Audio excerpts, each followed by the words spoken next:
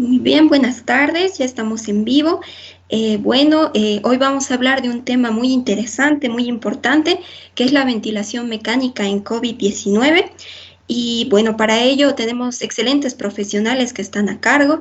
Y bueno, antes de empezar, quiero agradecerles a todos ustedes que nos están viendo y también agradecerle a nombre de la Sociedad Científica de Fisioterapia y Kinesiología a la dirección de carrera de Univalle de Fisioterapia, licenciado Sergio Flores.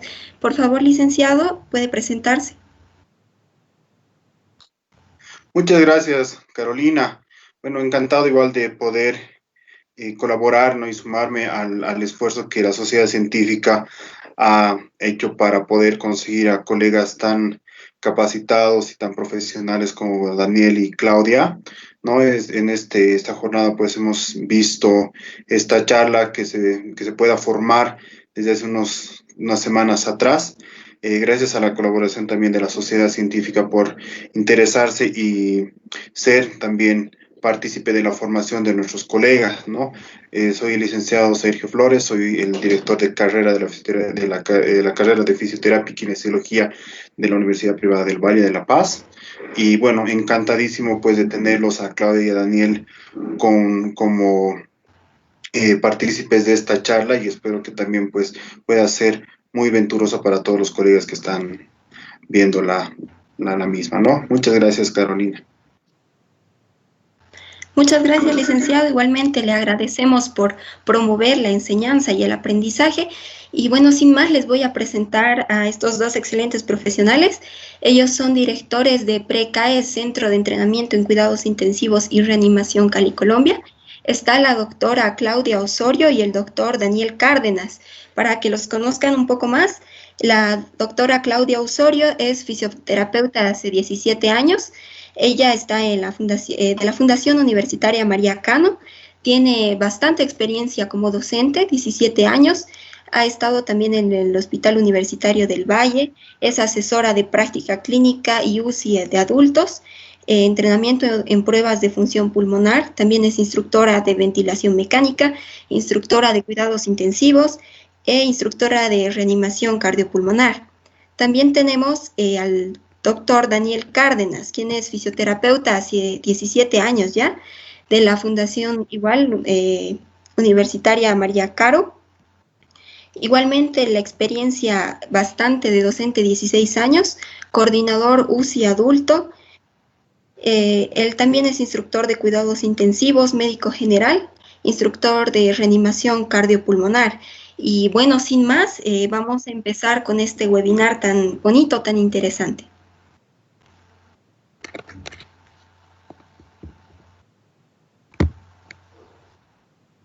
Bueno, buenas tardes para todos. Como lo dice Carolina y como lo dice Sergio, a cargo de la coordinación de la Universidad del Valle en la Facultad de Fisioterapia. Nosotros, mi nombre es Claudia Osorio, Daniel Cárdenas, somos los directores de PRECAES. PRECAES es un centro de entrenamiento en cuidados intensivos y reanimación. Vamos a cumplir 14 años entrenando a profesionales en salud en el área de cuidados intensivos, en el área de reanimación.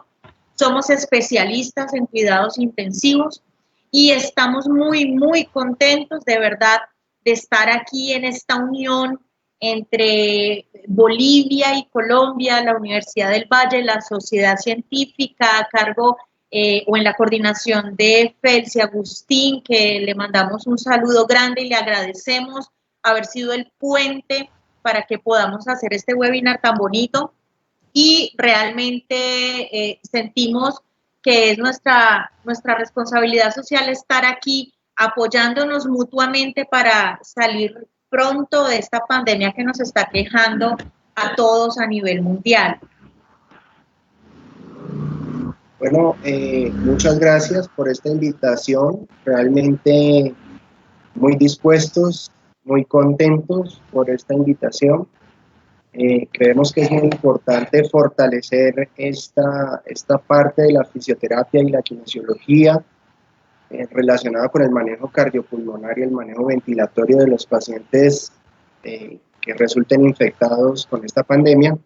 Y creo que al final este tipo de actividades académicas nos van a permitir salvar vidas. Y por supuesto hay un valor agregado, y es que como carrera, como fisioterapia, como kinesiología, pues vamos a recibirlos muy fortalecidos con este tipo de actividades académicas. Muchas gracias. Bueno, les vamos a compartir la presentación.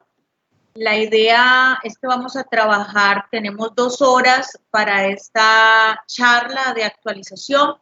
Vamos a estar aproximadamente 1:30, 1:40 en la charla, y al final de la charla vamos a responder las preguntas. Las preguntas que vayan surgiendo las pueden ir escribiendo en el chat, y al final vamos a hacer pues la resolución de las preguntas y damos el cierre pues de la actividad académica.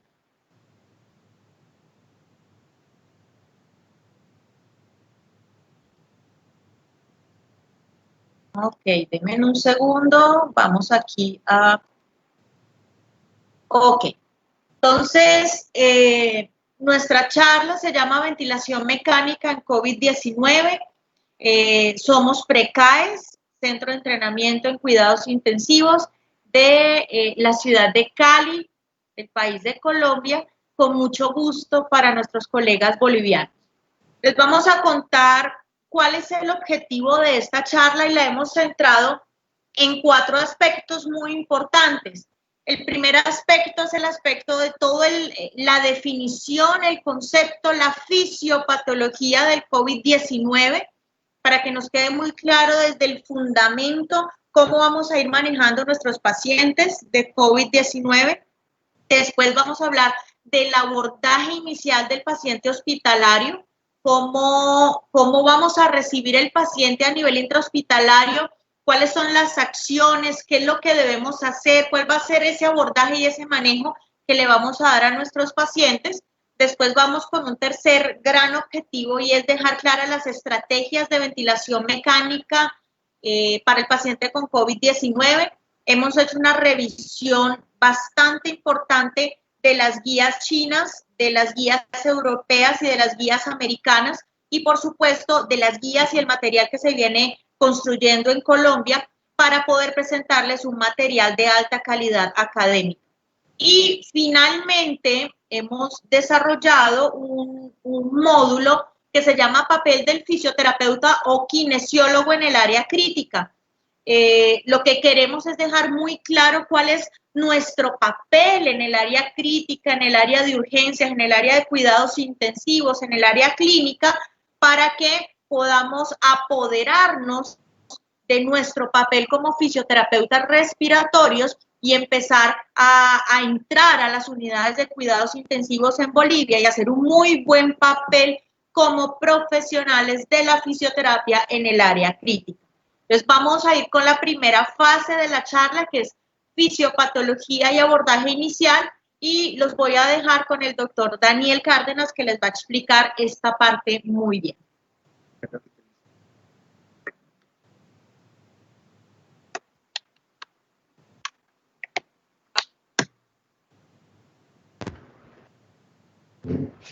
Okay.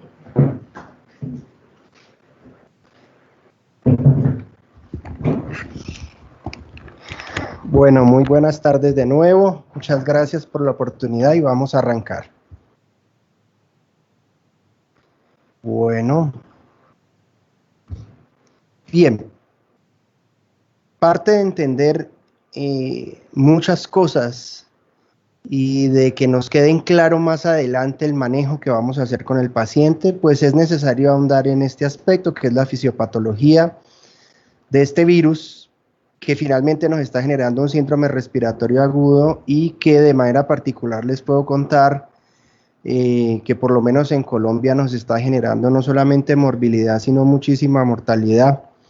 Yo soy fisioterapeuta y soy médico. Actualmente me desempeño en una unidad de cuidado intensivo y realmente es bastante complejo ver cómo los pacientes se nos van a pesar de tener pues una buena cantidad de recursos en el sitio en el que estoy laborando. Entonces es importante que afiancemos estos conocimientos y vamos a arrancar. Entonces A pesar de que ahora estamos hablando del coronavirus y el coronavirus está muy de moda y muchas personas pueden pensar que el coronavirus es una enfermedad nueva o que realmente es una familia de virus nuevo. No, en realidad los seres humanos hemos estado en contacto con estos coronavirus, con esta familia de virus que es la de los coronavirus, porque siempre han estado ahí con nosotros y realmente siempre nos han generado el resfriado común. Digamos que es una patología fácil de manejar, muy frecuente, pero que generalmente no tiene complicaciones.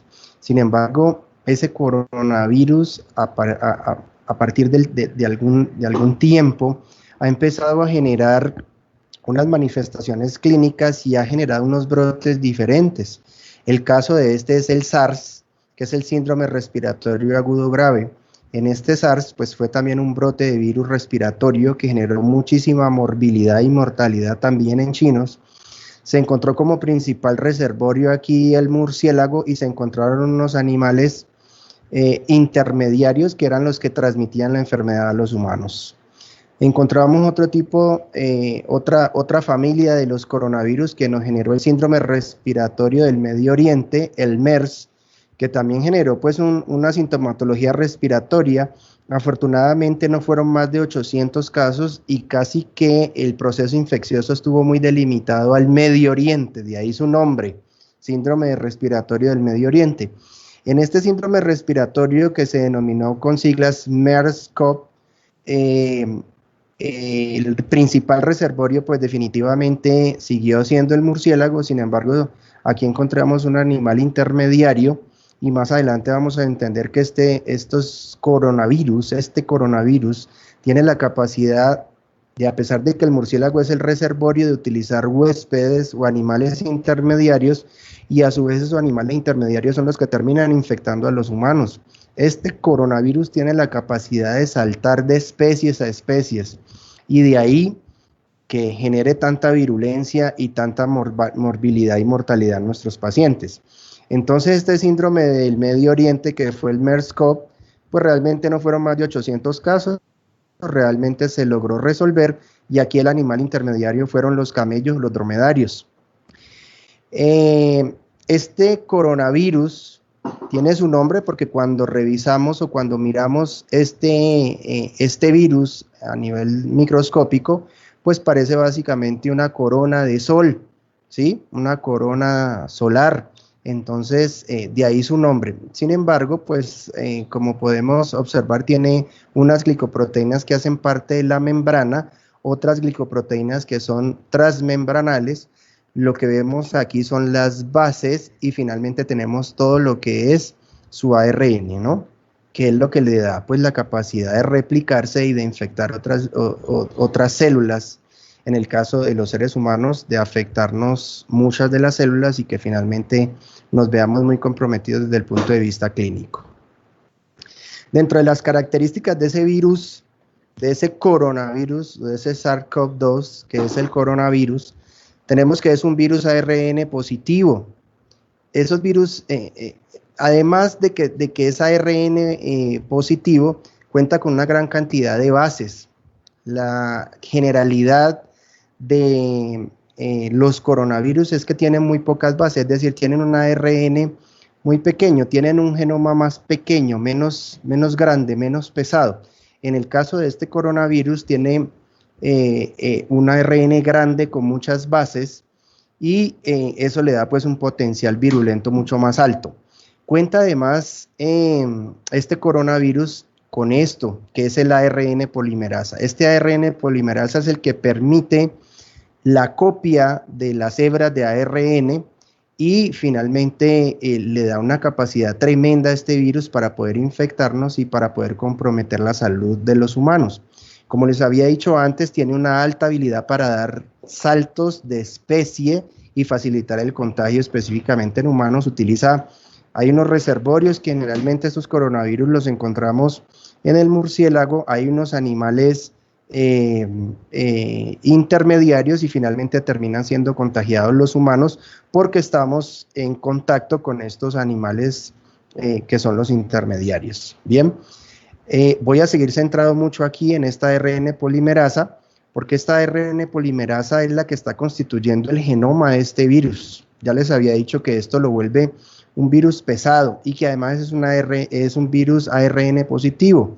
Generalmente estos virus ARN positivos tienen tendencia a mutar muy fácilmente, a generar mutaciones, y realmente en estos virus grandes las mutaciones casi que terminan generando exterminio del propio virus, pero este virus del coronavirus cuenta con ese ARN polimerasa que tiene la capacidad de hacer reparación de las diferentes hebras, ¿sí? Tiene la capacidad de reparar el ARN y evitar que se den daños sobre este virus, es decir, que lleguen a ser tantas las mutaciones propias del virus que se dañe su código genético y que finalmente se extermine el virus. Al contrario, esa ARN polimerasa lo que hace es reparar las hebras de ARN que por alguna razón se estén dañando y genera un fenómeno de recombinación desde el punto de vista genético, y esa recombinación es lo que le permite dar el salto de especie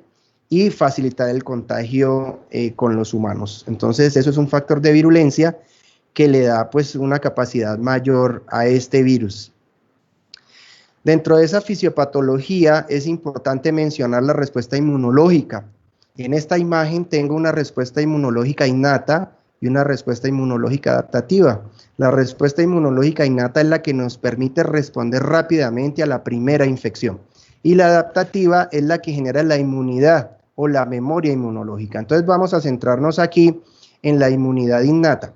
Esto que tenemos, esto que estoy señalando aquí realmente es una célula, la célula que ha estado en contacto con este virus. Esta imagen realmente podría ser el proceso infeccioso frente a cualquier virus, pero la estoy utilizando pues para darle una interpretación adecuada y contextualizarnos en el virus del coronavirus. Entonces esta es la célula entra en contacto con el virus, inmediatamente la célula empieza a expresar unos marcadores infecciosos virales, nos está diciendo rápidamente, epa, acabo de estar en contacto con el virus, e inmediatamente lo que genera la inmunidad innata es la respuesta inmediata activando los interferones. Los interferones son las células, es la respuesta inmediata, y es quien debe y estos interferones son los que deben dar la respuesta contundente. Estos interferones van a identificar la célula que está infectada, pero además de activar la producción de interferones e identificar la célula que está activada, que está expresando los marcadores infecciosos, esos interferones activan la acción de los linfocitos, específicamente de la célula natural killer. Entre los interferones y los linfocitos, específicamente la célula natural killer, son los encargados de dar la respuesta inmediata, pero esta respuesta inmediata debe ser contundente, y es por eso que aquí tenemos que si por alguna razón, una vez infectado el paciente, si la respuesta de estos interferones y de las células de los linfocitos NK no es contundente, pues básicamente se logra evadir el primer cerco inmunológico que tenemos. Al lograr evadir el primer cerco inmunológico, pues probablemente el paciente va a desarrollar una sintomatología más compleja. Al contrario de esto, si el virus entra en contacto con la célula y se da una respuesta contundente por parte de los interferones y de los linfocitos, específicamente de los NK, pues la respuesta va a lograr ser controlada mucho más rápido. Y es por eso que algunos de nuestros pacientes tienen sintomatología más leve, pero hay otros que desarrollan un síndrome más complejos, incluso llegando a la muerte. Entonces, básicamente se trata de que este primer cerco inmunológico es importante que responda muy bien. Aquí es inherente, obviamente, este cerco inmunológico, esta respuesta de los interferones y de los linfocitos NK está muy relacionado con las condiciones inmunológicas del paciente. Si yo tengo un paciente que está inmunosuprimido, si yo tengo un paciente que tiene compromiso inmunológico por cualquier razón, pues básicamente los interferones y los linfocitos NK logran ser evadidos fácilmente y este primer cerco inmunológico se pierde, ¿sí? De ahí que los pacientes que tengan alguna patología inmunosupresora, pues son los que más debemos proteger, los que se deben aislar, con los que debemos tener mayores medidas de seguridad, de bioseguridad para evitar que se contagien, porque probablemente van a terminar haciendo una respuesta más compleja desde el punto de vista clínico. Y aprovecho esta misma imagen porque esto sería lo que pasa, ¿cierto? Aquí estamos viendo la acción de los linfocitos y la acción del interferón y finalmente nos genera la muerte celular, ¿sí? Con respecto a la inmunidad adaptativa o lo que nosotros esperamos que pase una vez hayamos tenido el proceso de infección, es que se dé una respuesta adaptativa y esa respuesta adaptativa lo que nos va a generar es la formación de linfocitos T, de anticuerpos que nos permitan neutralizar el proceso de infección. Y si en algún momento se vuelve a estar en contacto con el proceso infeccioso, pues rápidamente se logre controlar esta infección. Entonces, nos genera protección contra la infección y nos logra generar erradicación. Entonces, es muy importante esto. Ya aquí podemos centrarnos en los pacientes que están inmunocomprometidos. Sin embargo, con este COVID-19 todos los días tenemos nuevas sorpresas y yo incluso hoy lo comentaba con uno de mis colegas, realmente nosotros parece que no conociéramos absolutamente nada del COVID porque todo el tiempo nos está dando nuevas cosas, ¿sí? Entonces, pues realmente yo quiero que ustedes entiendan que ahora nosotros acá en Colombia y en el mundo nos estamos dando cuenta que no solamente los inmunosuprimidos o las personas diabéticas, hipertensas, son las que están generando mayores complicaciones. También es claro y ha habido una tendencia diferente a mostrarnos que los pacientes jóvenes que tienen una respuesta inmunológica muy grande, que tienen una respuesta, que tienen un sistema inmunológico fortalecido en buenas condiciones, a veces la acción de estos interferones y de estos linfocitos termina casi convirtiéndose en la peor situación para el paciente, porque está tan bien inmunológicamente que con el objetivo de ir a controlar el proceso infeccioso termina generando un síndrome de respuesta inflamatoria y eso nos está matando a muchos pacientes jóvenes. Así que de entrada hay que cambiarnos el chip mental porque inicialmente decíamos, no, esto solamente afecta y tiene más compromiso en los pacientes ancianos. No, ahora nos estamos dando cuenta que los pacientes jóvenes, por tener un sistema inmunológico bueno, fortalecido, bien desde el punto de vista inmunológico, terminan haciendo síndrome de respuesta inflamatoria sistémica, terminan haciendo daño de múltiples sistemas y termina muriendo el paciente. Entonces, ya no solamente los ancianos, los inmunosuprimidos, sino que esto es un virus que nos está afectando incluso a las personas jóvenes. Perfecto. Hay algo importante aquí, ya les hablé de los pacientes que están inmunosuprimidos y es, digamos que uno de los pacientes que nosotros debemos tener mayor cuidado en cualquiera de las situaciones. Y recuerden que nosotros consideramos un paciente inmunosuprimido no solamente el paciente que tiene VIH o que se le está haciendo quimioterapia o radioterapia o que está con un tratamiento oncológico, sino que también el hipertenso, el diabético también se consideran pacientes inmunosuprimidos, los pacientes desnutridos también se consideran inmunosuprimidos. Entonces, ahora es importante que nosotros entendamos realmente cuál es la puerta de entrada del virus, de ese coronavirus, de ese COVID-19 a la célula. Y nos vamos a dar cuenta, permítame un segundo, hago un ajuste aquí. ¡Ay! Algo hice mal.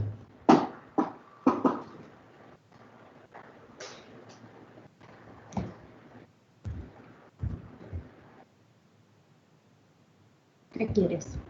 Poner la presentación nuevamente. ¡Ay! Quería mover esto un poco. Ya.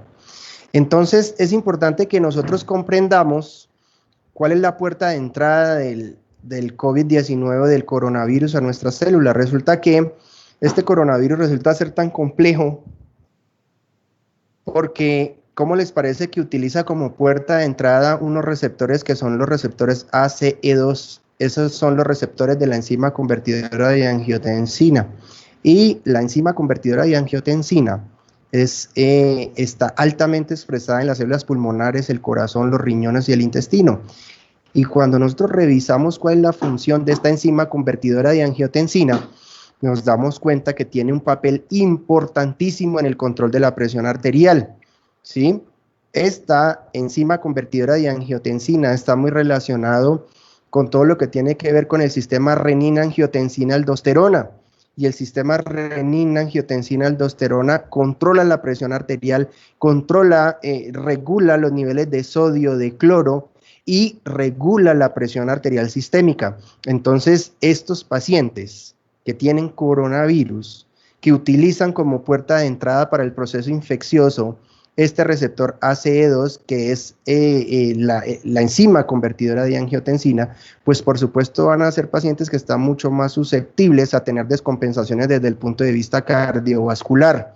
De aquí la importancia de que los pacientes hipertensos, pues debemos cuidarlos mucho, evitar que se expongan para que no sufran la enfermedad, porque ya de entrada la sola alteración de la enzima convertidora de angiotensina ACE los hace propensos para que tengan demasiado compromiso desde el punto de vista clínico, ¿sí? No solamente los pacientes hipertensos, nos vamos a dar cuenta que todos los pacientes que tengan compromiso cardiovascular se van a ver afectados, básicamente por la puerta de entrada que es esta enzima convertidora de angiotensina. Muy bien.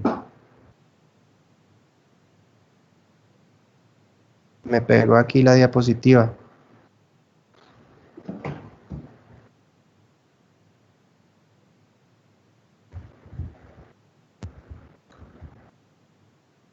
Bien, hay otra situación y queremos centrarnos en esto porque cuando uno revisa las personas que están más infectadas, que están más comprometidas con la infección por el COVID-19, pues siempre nos hablan de los hipertensos y los inmunosuprimidos. Ya con la respuesta inmunológica creo que entendimos por qué los inmunosuprimidos deben estar cuidados, los debemos cuidar, los debemos aislar y por qué se hace más propenso para que tengan complicaciones. Ahorita, en la diapositiva anterior, con la evidencia de que la puerta de entrada para el coronavirus es la enzima convertidora de angiotensina y que esta controla todo lo que tiene que ver con la presión arterial, con la parte cardiovascular, pues eso nos hace mucho más propenso a estos pacientes de que tengan complicaciones. Pero también, mientras uno revisa la literatura, nos dicen que los pacientes diabéticos tienen todavía un compromiso adicional de generar complicaciones cuando tienen infección por el coronavirus. Entonces uno diría, bueno, pero ¿cuál es el mecanismo? Resulta que esa misma enzima convertidora de angiotensina, además de controlar y regular todo el sistema cardiovascular, el control de líquidos y la presión arterial, cuando se altera la producción, cuando se modifica la producción, cuando deja de funcionar adecuadamente esta enzima convertidora de angiotensina, también tiene un efecto directo específicamente sobre las células pancreáticas, específicamente sobre las células beta pancreáticas, así como está en esta figura, se ven afectadas muchísimo las células beta pancreáticas, y las células beta pancreáticas son las células que se encargan de la producción de la insulina. Además, a pesar de que las células que están predominantemente afectadas son las células beta pancreáticas, pues también se generan alteraciones y daños en el acino, y se van a comprometer no solamente la célula beta pancreática, sino todas. Lo que pasa es que tiene mayor afinidad, mayor lesión sobre las células beta pancreáticas, y entonces deja de funcionar adecuadamente bien nuestro páncreas. Entonces ya no solamente vamos a tener producción, no vamos a tener una buena producción de insulina, no vamos a tener un buen control glicémico, no vamos a tener un buen control metabólico. Entonces es importante que esto lo tengamos, y si para acabar de completar nuestro paciente diabético es un paciente que está descompensado, que está mal manejado, que no se está poniendo la insulina, pues por supuesto estos pacientes van a terminar con una progresión de la enfermedad mucho más agresiva y probablemente terminen falleciendo. Entonces ya tenemos los pacientes inmunosuprimidos, los pacientes hipertensos o con cualquier enfermedad cardiovascular, y los pacientes diabéticos como los pacientes que van a tener muchísimas más complicaciones. Esta es una imagen que nos encontramos en una revisión que se estaba haciendo, que fue un estudio muy importante sobre cuáles eran los efectos del coronavirus, de la infección por COVID, en la lesión cardíaca, en el sistema cardiovascular, para ser más específicos, ¿sí? Específicamente sobre esta lesión cardíaca aguda.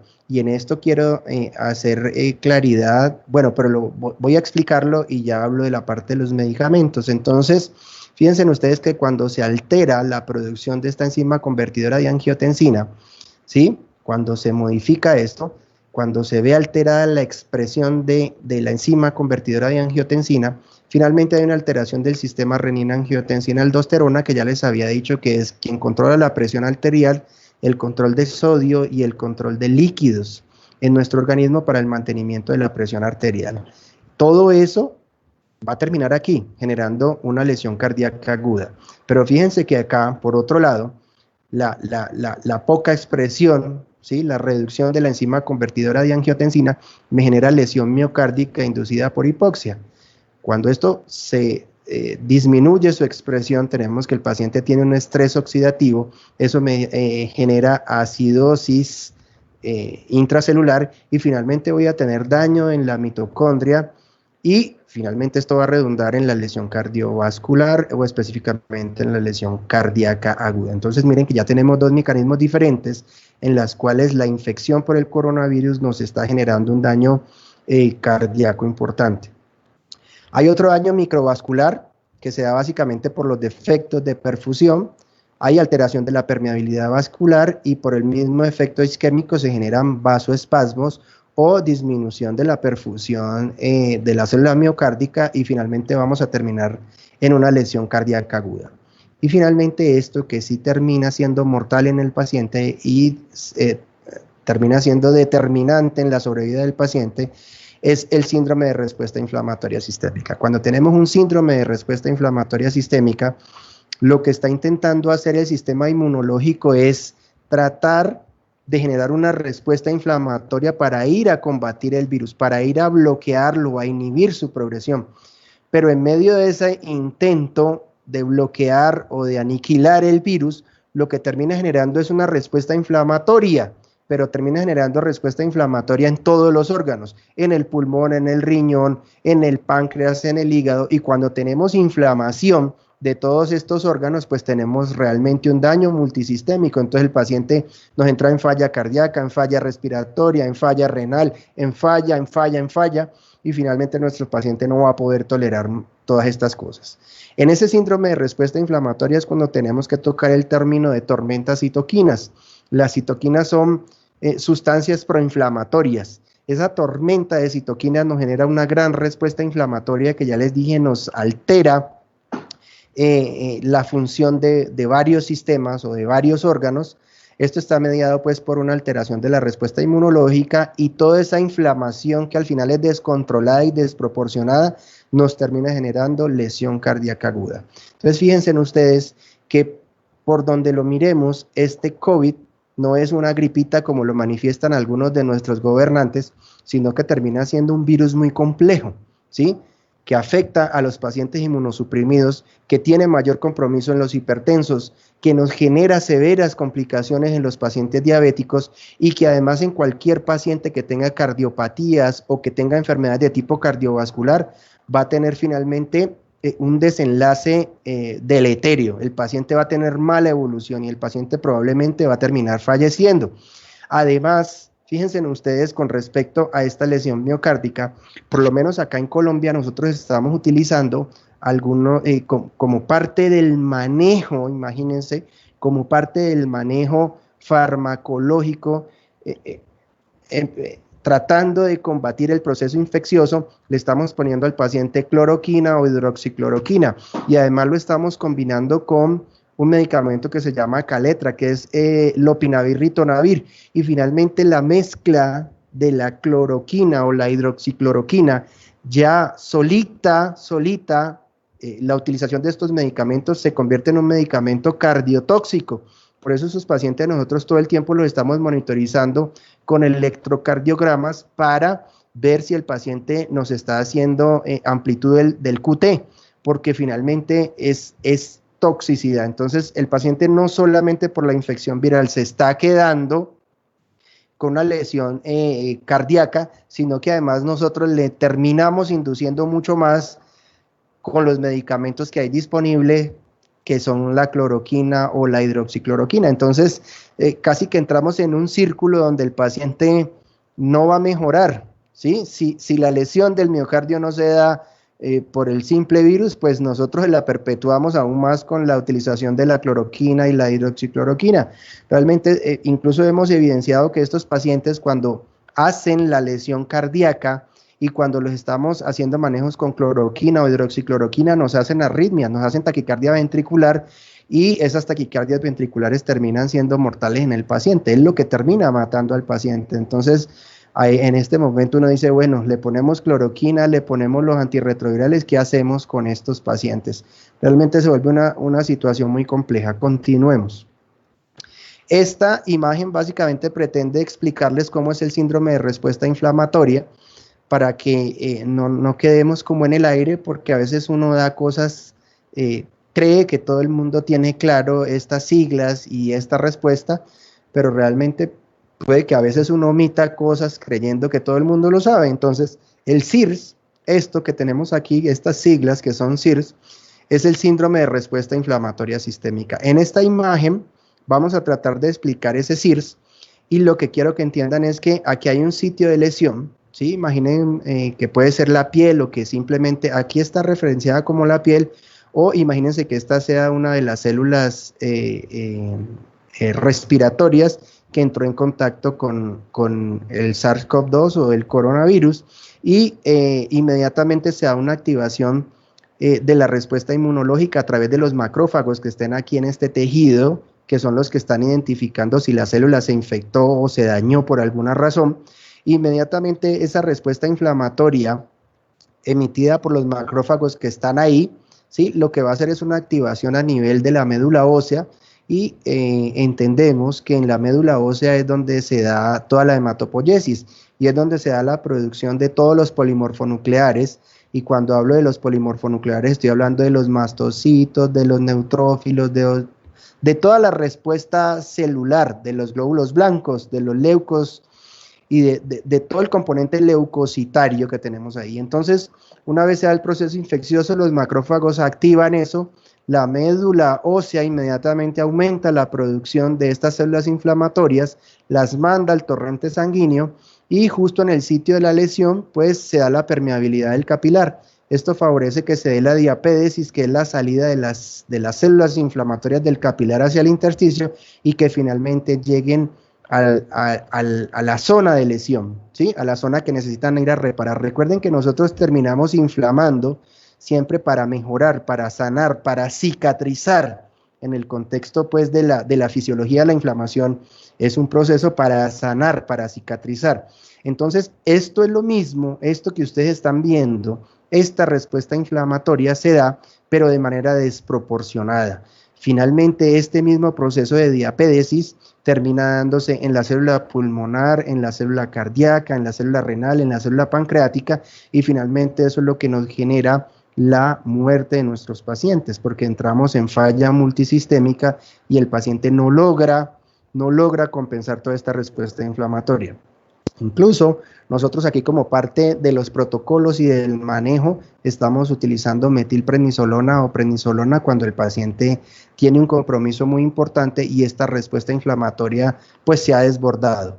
Entonces, es parte de algunos de los manejos. Entonces, esto es lo que nos está pasando, y finalmente este síndrome de respuesta inflamatoria, ya que compromete todos los sistemas, pues es lo que finalmente termina matándonos al paciente.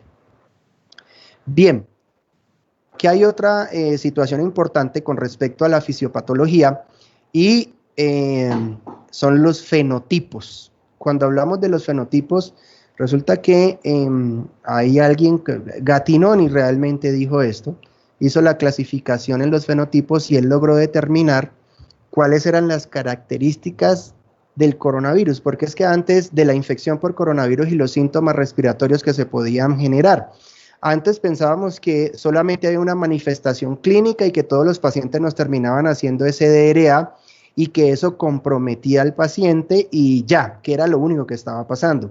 Sin embargo, Gattinoni hizo una clasificación y determinó estos dos fenotipos, el fenotipo L y el fenotipo H. Como ustedes pueden ver aquí, en el fenotipo L realmente el compromiso pulmonar no es tan agresivo si lo comparamos con el H. Aquí los pacientes no tienen infiltrados tan grandes, no tienen un compromiso tan importante de la distensibilidad pulmonar. Aquí los pacientes desde el punto de vista pulmonar en las imágenes no están tan comprometidos, ¿sí? Y este fenotipo H, miren ustedes, es la otra variedad de las manifestaciones clínicas y del desarrollo clínico desde el punto de vista respiratorio que generan otros pacientes. Entonces este H, miren ustedes cómo se ve el compromiso, cómo tiene compromiso el intersticio pulmonar, cómo compromete los alveolos, cómo compromete grandes porciones de los lóbulos pulmonares y cómo genera un compromiso respiratorio muy violento. Entonces, estos son los pacientes que tienen un compromiso que tienen más comprometido como tal el alveolo, la unidad funcional, el alveolo, mientras que estos tipo L, estos que tenemos acá, probablemente no tienen tanto compromiso desde el punto de vista alveolar, sino que estos tipo L tienen un compromiso más vascular. Es un compromiso vascular. Recordemos que dentro de esta fisiopatología del COVID, nuestros pacientes terminan haciendo microtrombosis y esas microtrombosis hacen que definitivamente no haya una buena perfusión y no permite que se dé un buen intercambio gaseoso. Entonces, este fenotipo L probablemente no tiene tanto compromiso en el alveolo, sino que el compromiso es más de los capilares pulmonares, mientras que este definitivamente sí tiene muchísimas más complicaciones en la unidad alveolar, y en estos pacientes es en los cuales hay que hacer maniobras de reclutamiento alveolar y son los pacientes que van a tener más compromiso desde el punto de vista de la oxigenación y van a tener muchísimo más compromiso respiratorio. Bien. Luego de haber revisado rápidamente los dos fenotipos, pues hay que entender que luego de la respuesta inflamatoria sistémica, y yo siempre trato de explicarle a mis estudiantes que el síndrome de respuesta inflamatoria sistémica es la cuota inicial o es la primera parte de tener un SDRA, ¿sí? Entonces nuestros pacientes con COVID-19 que están infectados son pacientes que terminan haciendo SDRA, que terminan haciendo un compromiso severo, y el SDRA es síndrome de dificultad respiratoria aguda, y en esta imagen pretendo explicarles todo lo que es la fisiopatología. Entonces miren que el paciente viene inflamando, el paciente tiene una respuesta inflamatoria. Hace un rato les expliqué que la diapédesis es la salida de estas células inflamatorias desde el capilar y que terminan en el intersticio y que eventualmente terminan en los alveolos. El problema de que estas células que están aquí, que son células del sistema inmunológico, terminen en el alveolo, es que terminan generando daño y destrucción del epitelio bronquial y terminan generando destrucción de todo lo que son las células, de estas células, de los neumocitos tipo 1 y tipo 2. Mire que se destruyen las células alveolares tipo 1 y tipo 2, ¿sí? Por toda esa respuesta inflamatoria que se está generando aquí, por los leucotrienos, por las proteasas, por las sustancias que tienen estas células inflamatorias que básicamente son líticas. Entonces, en el SDRA, el paciente va en una fase inicial, va a tener una extravasación que es la salida de las células inflamatorias al intersticio y ahí empezamos a tener manifestaciones radiológicas. Esto es importante para que cuando abordemos al paciente, tomemos una radiografía de ingreso al paciente y podamos determinar desde la radiología cómo está su compromiso. Recuerden que primero entonces termina siendo infiltrado intersticial, porque esas células inflamatorias empiezan inicialmente a ocupar el intersticio alveolar. Cuando logran ingresar al alveolo ya no solamente va a haber infiltrado intersticial, sino también infiltrado alveolar. Y sumado a esto, al daño del epitelio bronquial y de los neumocitos tipo 1 y tipo 2, pues recuerden que los neumocitos tipo 1 y tipo 2 son los que producen el surfactante y son los que permiten mantener distendido el alveolo, evitando que se colapse. En este SDRA, miren ustedes, cuando estas células inflamatorias llegan y atacan los neumocitos tipo 1 y tipo 2, pues eventualmente no se va a producir el surfactante. Cuando se da la destrucción por completa de estos neumocitos, va a haber un momento en que se agota el surfactante, y cuando se agota el surfactante pulmonar, pues simplemente el alveolo colapsa. Se da la atelectasia alveolar y se da la ocupación de ese alveolo exclusivamente de sustancias inflamatorias. Entonces, este colapso alveolar empeora los fenómenos de hipoxemia y es lo que nos va a generar que incluso los pacientes con fracciones inspiradas de oxígeno muy alto terminen saturando 40, 60, 70, como lo he logrado evidenciar en mi quehacer clínico. Entonces, todo el tiempo estos pacientes terminan haciendo este SRA. Aquí, para que lo tengamos claro, hay 3 fases del SRA que están generando pues el daño alveolar. La primera, que es la fase exudativa. Realmente esto ya lo expliqué acá, y solamente pretendo es que entiendan los tiempos, ¿no? En el daño alveolar difuso, la primera fase, que es la fase exudativa, se da desde el día 1 hasta el día 7. Es decir, nosotros aquí, en esta primera fase, que es la fase exudativa, es donde desde el punto de vista clínico tenemos que empezar a identificar si el paciente ya nos está haciendo SDRA, porque este es el momento de nosotros empezar a instaurar maniobras terapéuticas como pronar al paciente, la utilización de PIP, es decir, buscar estrategias. Por eso es importante identificar si el paciente infectado con COVID nos está haciendo un síndrome de respuesta inflamatorio severo, que puede probablemente terminar en un SDRA, e identificar rápidamente para poder instaurar maniobras de tipo terapéuticas, como la pronación o la utilización de PIP.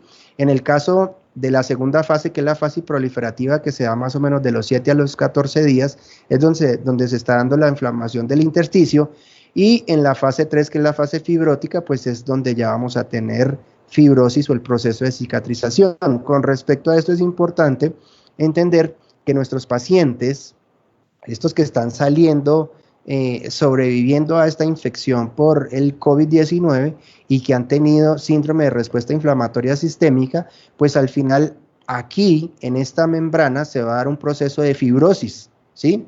Cuando esto inflama y cuando intenta venir a cicatrizar, pues ahí se genera una red amplia de colágeno, de fibras, que realmente lo que están es engrosando la membrana alveolo-capilar. Y muchos de nuestros pacientes, aún después de salir, digamos que salieron del momento crítico, salieron de la unidad de cuidado intensivo, son pacientes que van a continuar requiriendo soporte con oxígeno domiciliario o en casa, ¿sí? Porque son pacientes que van a tener un aumento del grosor de la membrana alveolo-capilar asociado a esta fase fibrótica, y son pacientes que no van a poder hacer muy buena difusión. Y la única forma de compensar aquí la difusión sería a través de aumentar la presión parcial del gas o aumentando la fracción inspirada de oxígeno, o en otras palabras, poniéndole un soporte de oxígeno adicional a este paciente. Bien, y por supuesto esto implica que nosotros empecemos en esos pacientes que están saliendo, que arranquemos todo lo que tiene que ver con la rehabilitación pulmonar, porque sabemos que estos pacientes van a terminar saliendo con una disnea importante. Son pacientes que van a tener compromiso si se paran de la cama al baño por este engrosamiento de la membrana alveolo-capilar, y van a requerir continuar con soporte de oxígeno. Muy bien, esta parte ya la va a continuar hablando la doctora Claudia.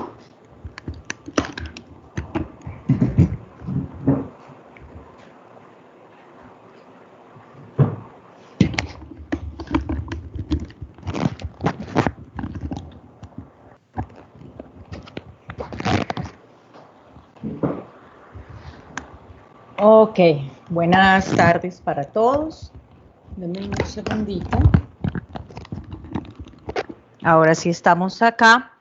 Les habla Claudia Osorio, directora de Precades, fisioterapeuta especialista en cuidado intensivo. Vamos a continuar con la charla.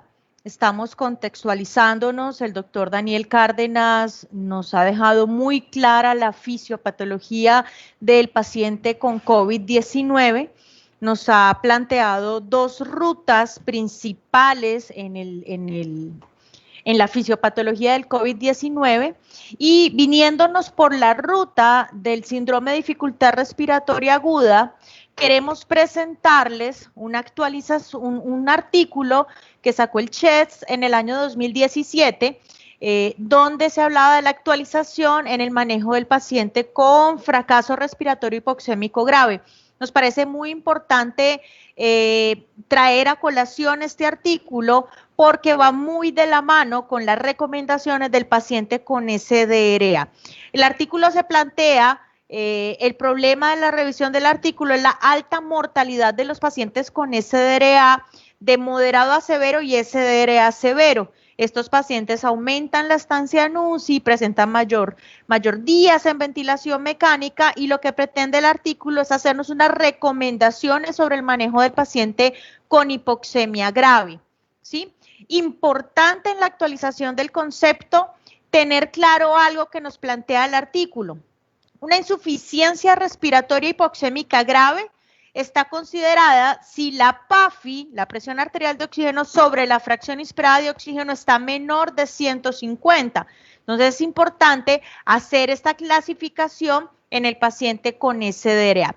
¿Qué pacientes de SDRA entran en una insuficiencia respiratoria hipoxémica grave? Los pacientes que tienen SDRA moderado a severo y los pacientes con SDRA severo. ¿Sí? Estos serían los pacientes que estarían clasificados como hipoxemia grave. También el artículo nos trae nuevamente la definición o la actualización en el concepto, la clasificación y el abordaje del paciente con SDRA que nos trae el consenso de Berlín. Entonces, el consenso de Berlín nos dice que el SDRA es un edema pulmonar de origen no cardiogénico.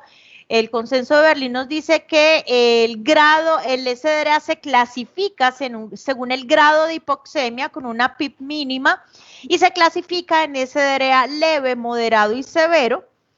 Vamos a manejar a los pacientes con una hipoxemia grave si la PAFI está menor de 150 y también nos dice, ojo, a los pacientes que tienen SDRA leve, muchas veces los descuidamos un poquito, no les aplicamos ventilación mecánica protectiva y se genera daño en el paciente con SDRA leve al no aplicar la ventilación mecánica protectiva.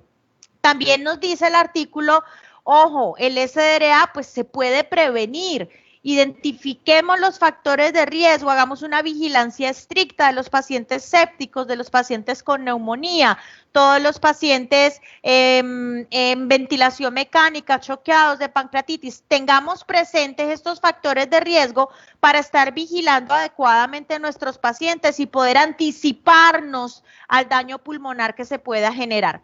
Y también nos trae a colación el artículo del CHES del 2017 y es una nueva forma de generar lesión pulmonar a través de la ventilación mecánica y es el CILI. Recuerden que tenemos las primeras formas de daño pulmonar que son el BILI y el BALI, lesión pulmonar inducida por ventilación mecánica y lesión pulmonar asociada a ventilación mecánica. Y el artículo nos dice, ojo, hay otra forma de hacer daño pulmonar y es el CILI. El CILI es una lesión pulmonar autoinfligida. El CILI es cuando le permitimos al paciente con SDRA leve hacer respiraciones espontáneas con estímulos respiratorios muy altos, a volúmenes muy altos, y estos volúmenes tan altos generan presiones transpulmonares muy dañinas para el paciente que llevan al pulmón del paciente a hacer una respuesta inflamatoria, a hacer un daño pulmonar y a empeorar la condición del paciente. Entonces tenemos daño pulmonar por BILI, por BALI y por CILI, que es lesión pulmonar autoinfligida por el paciente que respira espontáneamente. Entonces, en conclusión de todo lo que hemos venido hablando con el doctor Daniel Cárdenas, conmigo, es que tenemos el COVID-19 como un virus que genera un síndrome de respuesta inflamatoria sistémica. Estos pacientes hacen compromiso por neumonía severa. Esta alta respuesta inflamatoria, esta neumonía severa lleva al paciente a SDRA severo, pero recuerden que aquí tenemos dos tipos de pacientes. Los pacientes que hacen SDRA severo, que son la mayoría de los pacientes, pero también tenemos un porcentaje de pacientes donde el compromiso no está en el alvéolo, el compromiso no está en la ventilación, sino que el compromiso está en el componente vascular, en el componente de perfusión pulmonar. Entonces, debemos de tenerlo claro porque es la recomendación que hace el doctor Gattinoni o la recomendación que hacen los italianos. Nos vamos por el lado del SDRA severo, que nos genera restricción pulmonar severa, una compliance o una distensibilidad disminuida con altas presiones a nivel pulmonar. Listo. Del abordaje inicial del paciente hospitalario con COVID-19, vamos a hablárselos en dos fases. La primera fase se las va a hablar el doctor Daniel Cárdenas. El doctor Daniel Cárdenas nos va a comentar en esta fase inicial el ingreso del paciente al hospital, cómo lo vamos a manejar, qué estrategias se deben implementar desde el manejo del fisioterapeuta en el área crítica y finalmente continuaré con el abordaje de la ventilación mecánica, manejo del paciente en ventilación mecánica y cerramos el bloque con el papel del fisioterapeuta o del kinesiólogo en el área crítica. Entonces los dejo para estas diapositivas con el profe Daniel Cárdenas. Bueno, perfecto. Entonces retomo nuevamente y es importante recordarles a todos que que yo soy fisioterapeuta y soy médico. Entonces, digamos que eso me da la posibilidad de estar desde los dos contextos y, por supuesto, centrado en todo lo que hay que hacer en el manejo de urgencias al ingreso del paciente de una manera holística, ¿no? Desde un abordaje muy completo. Entonces, en esa fase inicial, cuando el paciente ingresa al servicio de salud, cuando ingresa al hospital, esto es importante, queridos compañeros, y es tal vez lo más importante, y es la bioseguridad. Es nuestra seguridad, muchachos y queridos compañeros. En Colombia tenemos muertes de manera significativa en médicos, en enfermeras, en personal de la salud que se está enfrentando directamente a los pacientes con COVID. Y esto pasa básicamente porque, aquí tenemos unos problemas y es que estamos precarios de bioseguridad, realmente en el país no hay bioseguridad y por otro lado pues hay problemas administrativos que a veces en los sitios hospitalarios pues quieren restringir el recurso para esto, pero si tal vez quiero influir y quiero que quede muy claro y es que nosotros debemos utilizar toda la bioseguridad, compañeros, créanme que no hay nada más difícil que enfrentarse a un paciente con COVID y llegar a su casa, porque realmente uno tiene el riesgo de infectarse, pero a uno no le preocupa mucho su propia integridad, más le preocupa a uno llegar a su casa e infectar a su hijo o a sus padres. Entonces es muy importante y en esto tenemos que hacer claridad todos los que estamos en los sistemas de salud y es que nos proporcionan la bioseguridad porque es la única manera de nosotros enfrentarnos a esta pandemia y poder atender a los pacientes. No es nuevo, no solamente ha pasado en Colombia, sino que en Estados Unidos, en Europa, en China, los grupos médicos van cayendo paulatinamente. Aquí en Colombia se han hecho escuadrones o grupos para, digamos que ir reemplazando paulativamente en caso de que se empiecen a infectar esos grupos, entonces tener un reemplazo ahí inmediato para que las unidades de cuidado intensivo no se queden desprovistas del personal humano. Así que todo, aquí cabe absolutamente todo, queridos compañeros, las gafas, los tapabocas de alta, ojalá sea el N95, los overoles, las batas, los guantes, mejor dicho, todo, revisarnos todos los protocolos, la creación de protocolos para quitarnos los elementos de bioseguridad, para ponernos, para quitarnos y para no generarnos autocontaminación cuando nos vamos a retirar los equipos, porque también es muy frecuente que pase eso. Estamos tan llenos de máscaras, de capuchas, de gorros, de guantes, que a veces en el mismo proceso de retirarnos eso terminamos contaminándonos. Entonces, insisto, nuestra bioseguridad es fundamental, es lo primero, Cuando uno está con toda la bioseguridad, pues por lo menos siente más tranquilidad para atender al paciente. Bien, ahora, una vez ingresó el paciente y tenemos nosotros la bioseguridad, es necesario que nosotros hagamos una evaluación inicial y lo primero que tenemos que hacer es una monitoría del paciente. Cuando hacemos esa monitoría del paciente, pues estamos viendo frecuencia cardíaca, tensión arterial, saturación, la presión arterial, todo lo que tengamos a disposición en nuestro servicio de salud, si estamos en el servicio de urgencia, sea del primero o el segundo nivel, no sé cómo se manejará en Bolivia, pero aquí los niveles de complejidad son 1, 2, 3 y 4, entre más alto, pues más complejo, pero entonces, dependiendo de lo que tengamos en nuestro sistema hospitalario, pues es importante hacer una muy buena monitoría del paciente. Debemos mantener al paciente, después de esa evaluación inicial, lo más sentado posible, y en caso de que el paciente no pueda estar sentado, pues que esté semisentado en la cama. Debemos levantar la cabecera. Recuerden que si yo tengo al paciente sentado, ya el paciente viene, probablemente si viene con infección por COVID, va a sentir disnea, fatiga para respirar, va a estar utilizando algunos músculos accesorios y va a estar un poco desaturado. Entonces, en esa medida, si yo mantengo al paciente lo más sentado posible, le genero, digamos que una ventaja biomecánica al diafragma para que pueda ventilar un poco mejor. Entonces, las posiciones completamente horizontales en los pacientes no es la más recomendada. Entonces, o lo más sentado posible, o si es posible que el paciente esté sentado, o si no lo puede hacer y está en la cama, pues con la cabecera por lo menos a 45 grados. Hay que utilizar sistemas de oxígeno. Ya saben, nuestros pacientes no solamente llegan con dificultad respiratoria, sino que son pacientes que saturan.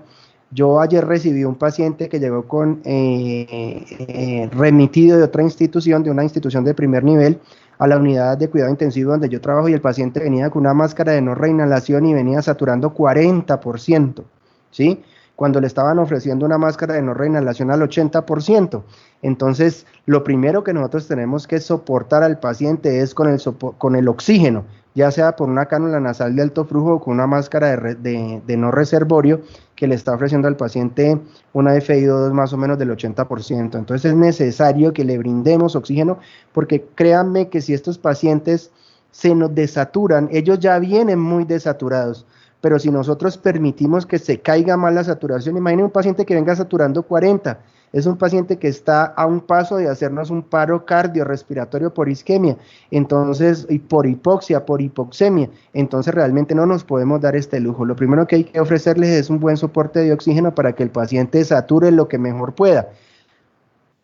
Bien, esto con respecto a la monitoría. En esta diapositiva les hablaba de la monitoría inicial, y aquí queremos detenernos un poquito, y es todo lo que debemos monitorizar.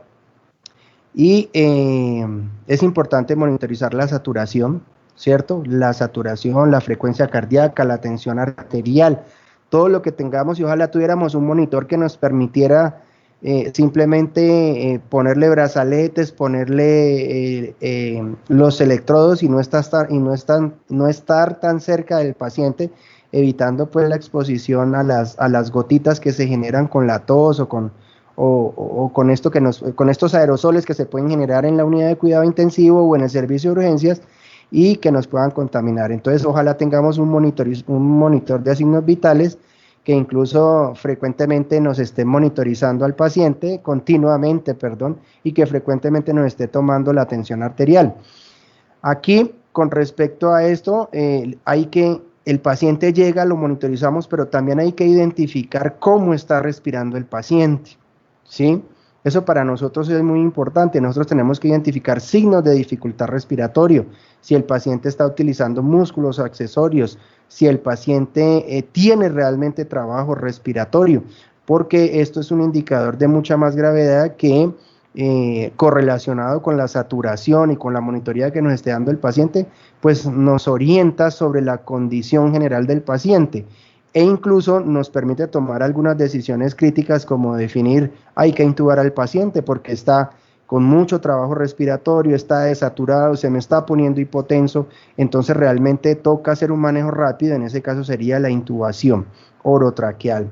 Recuerden que en estos pacientes no está muy indicado, y sé que eso lo va a hablar la doctora Claudia más adelante, no está indicado la utilización de ventilación mecánica no invasiva. Estos pacientes hay que intubarlos prontamente. De hecho, hay un estudio que hicieron los chinos, donde ellos identifican que los pacientes que se logran intubar rápidamente, y cuando hablo de rápidamente son pacientes que no hayan tenido mucho tiempo con trabajo respiratorio, con dificultades, saturados, es decir, esos pacientes que una vez los monitorizamos, identificamos que necesitaban la intubación, no lo postergamos, inmediatamente lo intubamos y lo conectamos al ventilador mecánico. Esos pacientes tuvieron un mejor desenlace en el tiempo, se murieron menos en realidad. Una vez hayamos hecho todo esto, es muy importante hacer el análisis de gases arteriales, compañeros, en el contexto de la fisioterapia, por supuesto, en el contexto de la kinesiología de la parte respiratoria, porque los gases arteriales nos van a decir cómo está el paciente. Recuerden que estos pacientes casi siempre nos llegan con hipoxemia, nos llegan con una PaO2 muy baja, y ese es uno de los criterios para intubar al paciente o para generarles suplemento de oxígeno. Recuerden que dentro de estos análisis, además de los gases arteriales, están otra cantidad de exámenes de sangre, incluyendo hemograma, la función renal, el BUN, la creatinina, las transaminasas, las bilirrubinas, la ferritina, que se nos está convirtiendo en un marcador pronóstico, al paciente le están tomando troponinas, y bueno, toda una cantidad de exámenes que aquí no los estamos metiendo porque digamos que estamos más en el contexto de los fisioterapeutas. Es muy importante para nosotros entonces los gases arteriales, pero no debemos olvidar que hay otra serie de exámenes que le tomamos al paciente para evitar y para medir pues cuáles son los valores pronósticos, para determinar qué tanto pronóstico tiene el paciente. Y esto es muy importante, hay que evaluar la disnea, ¿no? Hay que evaluar la disnea. Recuerden que la disnea es lo que el paciente nos está manifestando. Y aquí hay algo que me llama la atención, y es que algunos pacientes llegan muy desaturados y ni siquiera sienten disnea. Los pacientes están respirando bien, no tienen dificultad respiratoria. El paciente ni siquiera manifiesta dificultad para respirar, no manifiesta disnea, pero si lo monitorizamos, el paciente está con una saturación de 70. Entonces, es importante correlacionar todo esto y determinar qué tan disnéico está el paciente. Bien, dentro de ese abordaje inicial, después de haber hecho toda esta monitoría, compañeros, es necesario hacernos esta pregunta. ¿El paciente está mejorando? Ya le pusimos oxígeno, ya lo monitorizamos, ya lo sentamos, ya le hicimos toda la exploración. ¿El paciente mejoró o el paciente empeoró? ¿Sí? Ahí tenemos dos opciones. Y aquí tenemos estas dos alternativas. Si el paciente mejora,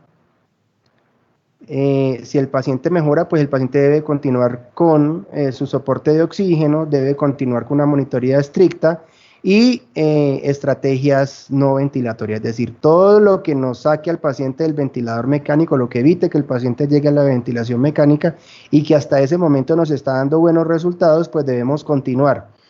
Esto sería lo ideal, ¿no? Quisiéramos tener al paciente solamente con oxigenito y monitorizándolo y haciendo el manejo de sus comorbilidades, pero generalmente muchos de nuestros pacientes terminan en esta situación de acá, que es empeorando. Y aquí volvemos a insistir, si el paciente se va deteriorando, pues todavía hay que extremar mucho más todas las medidas de bioseguridad y definitivamente hay que intubar al paciente. ¿Cómo? Con una secuencia rápida de intubación y conectarlo al paciente al ventilador mecánico. Ya les había dicho que un estudio de los chinos tuvo menos mortalidad a los pacientes que se intubaron rápidamente, que no esperamos a que la progresión se demorara 48, 72 horas. Si se identificaron los síntomas de deterioro respiratorio y lo intubamos rápidamente, el paciente tuvo un mejor desenlace al final. Bien, esto es lo que hay que preparar para el manejo invasivo. Definimos que en esta diapositiva anterior que el paciente se empeoró, lo vamos a intubar, hay que extremar la bioseguridad, hay que hacer una intubación y en esto hay que utilizar, esta es la intubación orotraqueal y hay que utilizar la secuencia rápida. En esto, digamos que es un momento muy crítico, compañeros, porque estamos metidos en la vía aérea del paciente y si el paciente tose, si el paciente expectora, si el paciente escupe por alguna razón, pues lo que estamos generando es aerosoles que ponen en riesgo a todo el equipo, absolutamente a todo el equipo. En el caso de nosotros, que somos los fisioterapeutas y estamos metidos en la vía aérea del paciente, pues por supuesto vamos a estar muy afectados. Esta es una imagen, aprovecho que la señalé, es una imagen en nuestro centro de entrenamiento y por eso ahí no, es simplemente un entrenamiento. Pero la idea es que estemos con toda la bioseguridad y recuerden que en esta intubación de secuencia rápida hay que tener al paciente sedado y relajado y básicamente hay que tenerlo relajado para que el paciente no vaya a toser porque eso nos genera aerosoles que nos pueden contaminar y nos ponen en riesgo a todo el equipo. Una vez esté intubado el paciente, recuerden que no se puede hacer aspiración de secreciones o succión abierta a través del tubo orotraqueal, debe ser con dispositivo de sonda de succión cerrada. Este es una recomendación bien importante, nosotros debemos evitar ventilar al paciente con el BBM, aquí en Colombia lo conocemos como el ambú, o el BBM, la bolsa, válvula, mascarilla. El BBM, por acá lo estoy viendo un pedacito, este es la bolsa, válvula, mascarilla, y en caso de que lo utilicemos, pues hay que colocar un filtro unidireccional para evitar irnos a contaminar. Si al paciente hay que preoxigenarlo antes del momento de la succión, pues debemos utilizar máscara de reservorio y no el BBM. Una vez intubemos al paciente y tengamos el tubo en una buena posición, hay que insuflar el neumotaponador. No podemos ventilar al paciente si el neumotaponador no está inflado, precisamente por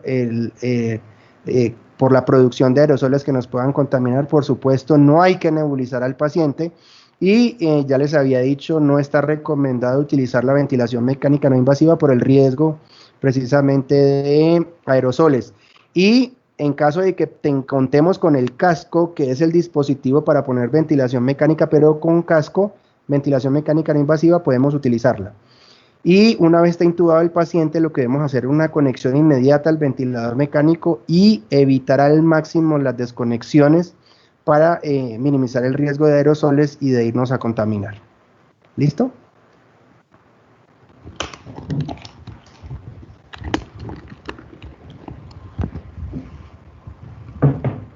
Ok, continuamos entonces con las estrategias de ventilación mecánica para el manejo del paciente con COVID-19. Este es uno de los campos fuertes de manejo del fisioterapeuta en la unidad de cuidados intensivos. La principal recomendación que queremos hacerles es que existen muchos modos de ventilación mecánica, existen modos convencionales, existen modos no convencionales, existen modos duales de ventilación mecánica, existen modos de ventilación mecánica inteligente. Sin embargo, la evidencia y la experiencia que nos han dicho, ventile siempre a su paciente en el modo ventilatorio que se sienta cómodo, seguro y confiado. Eso es lo que nos va a asegurar el éxito en el manejo de la ventilación mecánica. No es empezar a ventilar al paciente en el último modo que salió, en el modo inteligente, no, ventilen siempre a su paciente en el modo que conozcan como fisioterapeutas, que entiendan, que comprendan, que se sientan seguros, que se sientan confiados, porque ese va a ser el modo que va a llevar al paciente al éxito en la ventilación mecánica, sobre todo en estos pacientes con COVID-19, que para todo el personal de la salud es una situación y un evento patológico nuevo, el cual nos obliga a estar estudiando constantemente sobre el manejo y el abordaje. Entonces, esa es la primera gran conclusión que tenemos desde el abordaje del paciente en ventilación mecánica. ¿Qué estamos recomendando? No solamente lo está recomendando PRECAES, recuerden que hemos hecho un estudio muy juicioso tanto de las recomendaciones que hacen los chinos, que fue donde se presentó el primer foco de propagación, las recomendaciones y los consensos europeos, y las recomendaciones y los consensos americanos, y las recomendaciones y los consensos que se han hecho aquí en Colombia también a través de las sociedades académicas y científicas fuertes en cuidados intensivos. ¿Qué se recomienda entonces? Primero, definir el modo ventilatorio. ¿Qué modo ventilatorio voy a escoger para el paciente que me llegó a ventilación mecánica invasiva por COVID-19?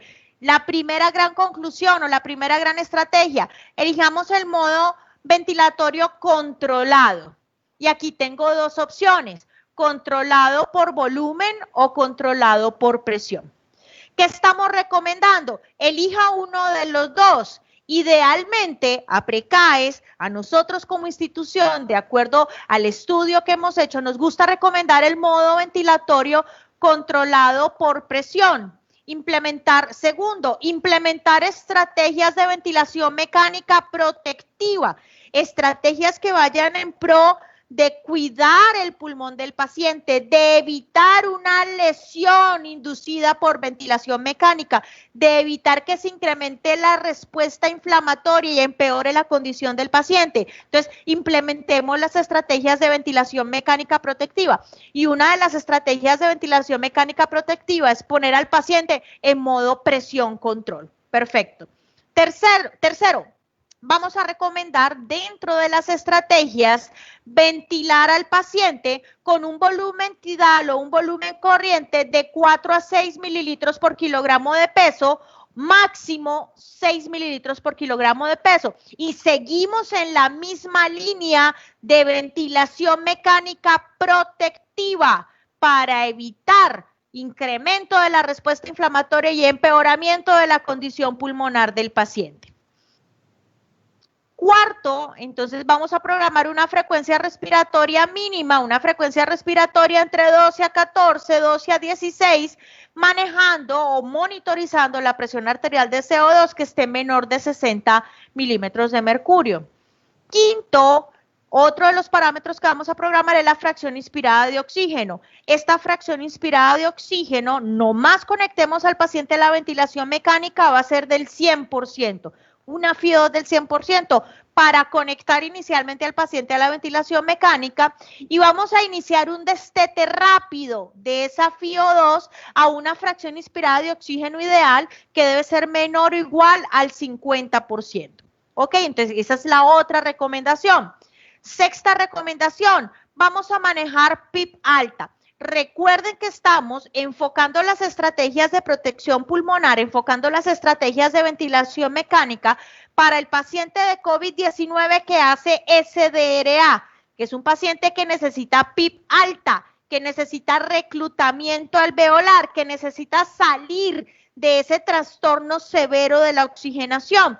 Y la PIP alta, revisando todos los consensos y las recomendaciones, es una PIP que se maneja entre 10 y 16 centímetros de agua y que la vamos a titular según la monitoría que hagamos del paciente, tanto de los gases arteriales como de la saturación de oxígeno, como de la presión de conducción, como de la presión meseta, que son las variables de monitoría principales en este tipo de pacientes con daño o con compromiso en la compliance pulmonar, con compromiso por SDRA. Entonces vamos a poner PIP alta para este tipo de pacientes, ¿sí? ¿Cuáles son los efectos de la PIP? Que es importante traerlo a colación porque estamos hablando de PIP alta. Realmente, ¿qué nos hace la PIP? Y aquí les traemos un estudio que se publica sobre la tomografía, cómo se ven los alvéolos por tomografía y el efecto de la PIP. A medida que vamos incrementando la PIP, ¿qué va haciendo esa PIP a nivel alveolar? Y tenemos tres grandes conclusiones. Mejoría de la capacidad residual funcional es el principal efecto de la PIP en los pacientes en ventilación mecánica. Mejoramos la capacidad residual funcional. Mejoramos la oxigenación del paciente y el intercambio gaseoso y se permite la redistribución del líquido a nivel alveolar. Permitimos redistribuir, o sea que también podemos trabajar con la PIP para el control y el manejo del edema pulmonar, muy importante para el control de los pacientes con SDRA. Recuerden que el consenso de Berlín nos dice que el SDRA es un edema pulmonar de origen no cardiogénico. Entonces tenemos una PIP que en SDRA, en COVID-19, la vamos a manejar alta para mejorar capacidad residual funcional, mejorar intercambio gaseoso, oxigenación y redistribución del líquido. Ok, seguimos con las estrategias. Séptimo, programe una relación inspiración-expiración 1-2 o una relación inspiración-expiración 1-1. Recuerden que si vamos a hablar de una relación IE en modo controlado por presión, la vamos a programar del tiempo inspiratorio, y si hablo del modo controlado por volumen, voy a programar la relación IE del flujo inspiratorio. Entonces, busque siempre una relación IE 1-2 o 1-1. Es la recomendación para ventilar inicialmente al paciente con COVID-19. Otra recomendación muy importante con muy buen peso académico es la pronación temprana del paciente. Recuerden que la pronación está diseñada principalmente para modificar las zonas de West, para modificar la relación ventilación-perfusión, para reaperturar alvéolos que estaban colapsados teniendo al paciente en decúbito supino. Y la recomendación puntual que vemos en los consensos, tanto el chino como el europeo, como el americano, como el colombiano, es una pronación temprana que debe ir por lo menos entre 16 y 18 horas continuas.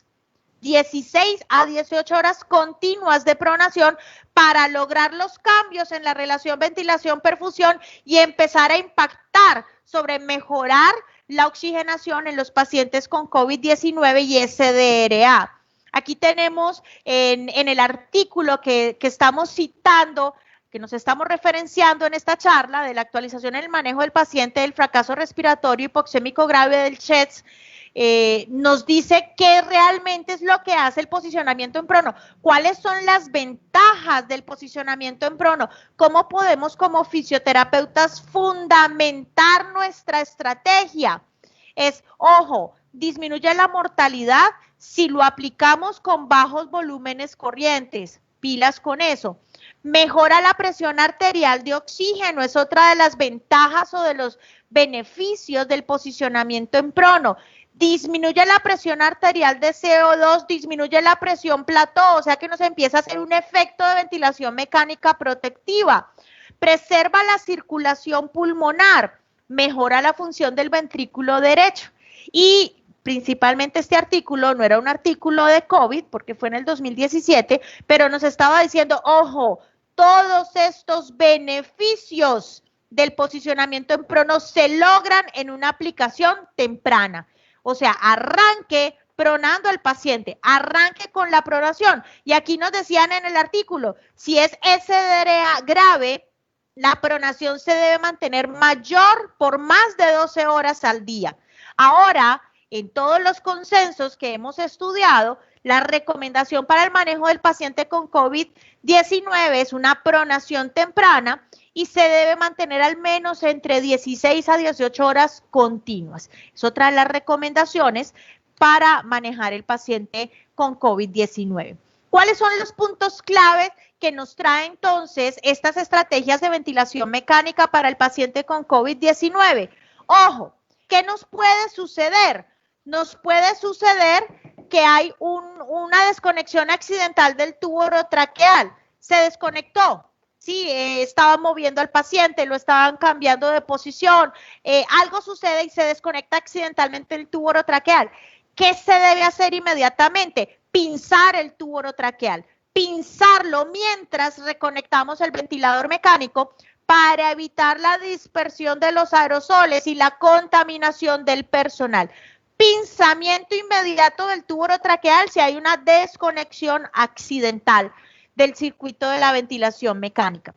A estos pacientes de COVID-19 que estén en ventilación mecánica se les va a instaurar protocolo de mínimas succiones, mínima higiene bronquial, mínimas, las mínimas, y las que vayamos a hacer, se va a hacer bajo el manejo de succión cerrada. Entonces, estos pacientes hay que montarles sonda de succión cerrada para evitar la desconexión del tubo orotraqueal al circuito y la contaminación del personal de la salud. Recuerden que lo más importante, compañeros bolivianos, compañeros colombianos y todos los que nos estén escuchando, es nuestra seguridad, ¿sí? Es lo más importante.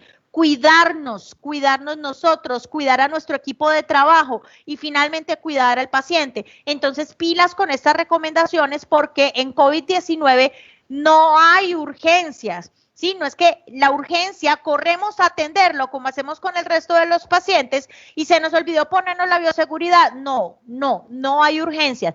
Primero me pongo toda la bioseguridad y cuando yo esté seguro, entro a intervenir al paciente. Entonces, pilas con eso, sonda de succión cerrada y no desconectar al paciente del circuito de la ventilación mecánica.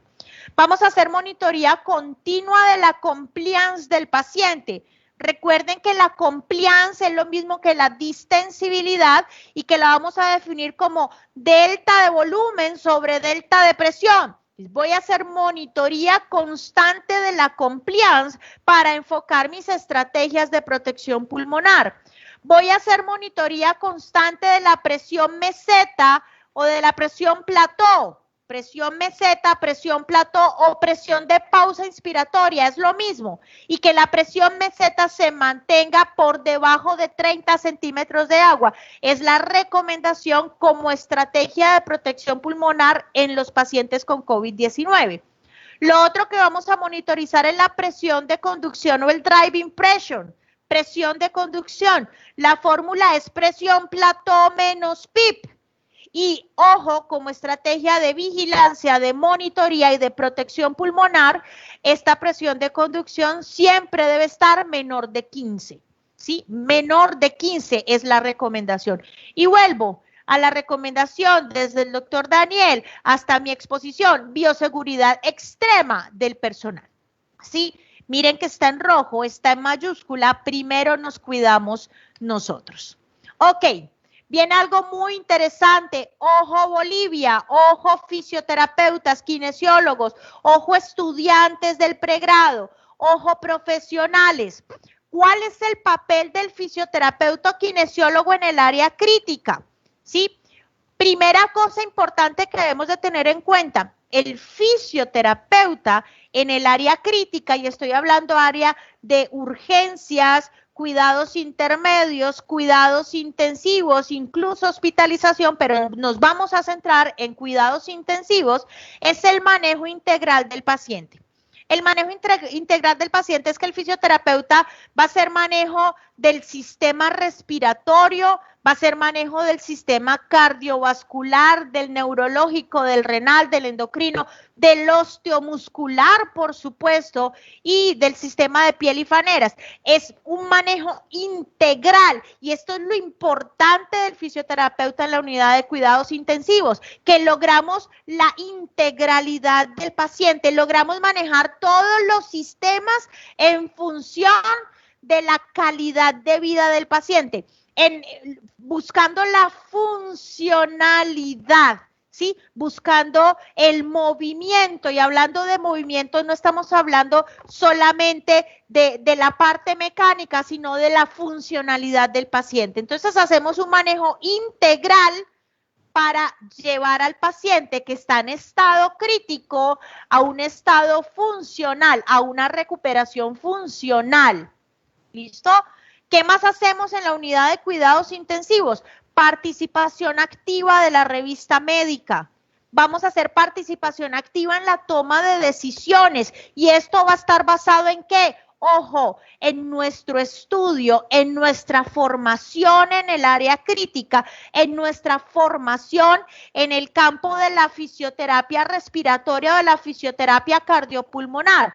Si nos formamos, nos apoderamos, nos llenamos de confianza, nos llenamos de conocimiento, podemos hacer toma de decisiones en un equipo interdisciplinar que se maneja en la unidad de cuidados intensivos y podemos ser parte activa del proceso. ¿Qué más hacemos los fisioterapeutas en el área crítica? Aplicamos técnicas de permeabilización de la vía aérea. Técnicas de permeabilización de la vía aérea, desde técnicas básicas hasta técnicas avanzadas de permeabilización de la vía aérea. Y eso está a cargo del fisioterapeuta respiratorio o cardiopulmonar. Vamos a estar a cargo también de la ventilación del paciente. Otra de las funciones vitales para el paciente. Es que cuando estamos en la unidad de cuidados intensivos, estamos impactando es en la supervivencia del paciente. Estamos salvando vidas. Y esta es la cosa más bonita de la fisioterapia respiratoria, y es que sé que mis acciones, es que sé que mi participación como profesional de la fisioterapia está encaminado a salvarle la vida a un paciente y a salvarle la vida a todo un núcleo familiar que está sufriendo. Y aquí viene lo bonito de la fisioterapia respiratoria. Entonces, voy a poder participar activamente de la ventilación del paciente. El dueño de la ventilación del paciente es el fisioterapeuta respiratorio. También en todos los procesos de oxigenoterapia, aerosolterapia e inhaloterapia vamos a estar participando activamente. Es función nuestra estar allí, manejando la oxigenación del paciente, monitorizándolo, tomando decisiones. Requiere un sistema de alto flujo, un sistema de bajo flujo. Lo voy a escalonar, lo voy a desescalonar. ¿Qué voy a hacer con el paciente? Le voy a montar un medicamento por aerosoles o le voy a hacer inhaloterapia. ¿Qué voy a hacer con el paciente? Esa es otra de las cosas de nuestro papel en el área crítica. También vamos a tener un papel muy importante en la asistencia en la intubación orotraqueal. Recuerden que dijimos, el paciente con COVID-19 que empeora, que hace SDRA, hay que hacer secuencia de intubación rápida y ventilación mecánica invasiva. ¿Y dónde estamos nosotros desde el inicio del proceso? Vamos a estar en la asistencia a la intubación orotraqueal. Tenemos que estar muy formados en cuáles son los equipos que se necesitan para la intubación orotraqueal, alistar los equipos, probar los equipos, prepararlos, asistir la intubación, estar a la cabecera al lado del médico que está haciendo la laringoscopia y asistir todo el proceso de intubación orotraqueal. Es una de las funciones vitales del fisioterapeuta en la UCI y muy importantes para la sobrevida del paciente. Vamos también a estar encargados de la higiene bronquial y hacer unas muy buenas técnicas de higiene bronquial encaminadas a evitar la sepsis pulmonar del paciente, encaminadas a evitar una neumonía asociada a la ventilación mecánica. O sea que tenemos que formarnos muy bien en cómo abordar la vía aérea del paciente, hacer una muy buena higiene bronquial y no contaminar al paciente con una inadecuada técnica. Otra de las cosas que hacemos, monitoría y análisis de todas las constantes vitales, se lo dijo el profe Daniel.